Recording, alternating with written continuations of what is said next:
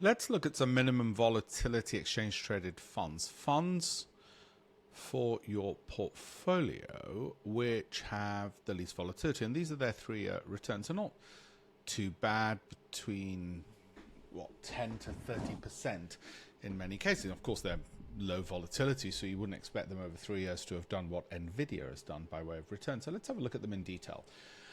The MSCI World Minimum Volatility Exchange Traded Fund. However, whilst we say minimum volatility, you can see that it's still significant drops that can occur, and also prolonged periods of 0% returns. Okay, look at that. That is, 3 odd years of that, and these drops. So minimum volatility, really, I'm not sure it does what it says on the tin. This is a different version of the same thing. So is that. The chart's harder to see on the other one. Similar kind of story there over a shorter period of time. What about the Invesco Quantitative Strategies Global Equity Low Volatility Low Carbon?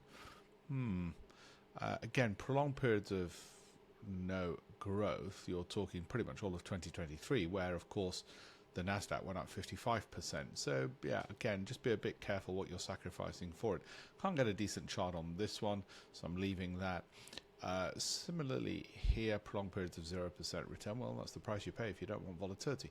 How about the S&P 500 high dividend, low volatility? So presumably it takes S&P 500 stocks which pay lots of dividends and have low volatility. Again, you'd think not too bad. Now, 2022, the market was down, of course, and this didn't do too badly. It sort of dropped and then recovered. But of course, in 2023, when the market was up significantly, it's given you a negative year. Why? Well, because high dividend, low volatility stocks is not where the money was at. So the companies it would have invested in didn't do too well. This year, not too bad. So again, be careful what they say on the tin. Doesn't necessarily deliver.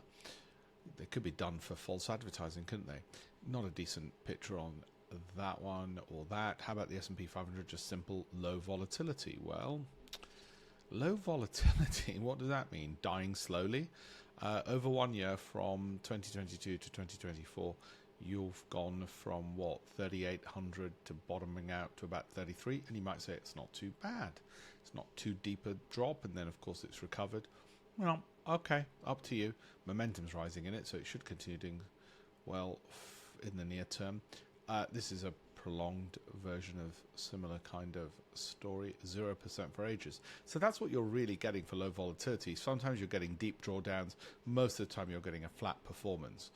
And that's the price you pay, I guess, for some of these, but I'm not particularly excited by them, I'm afraid.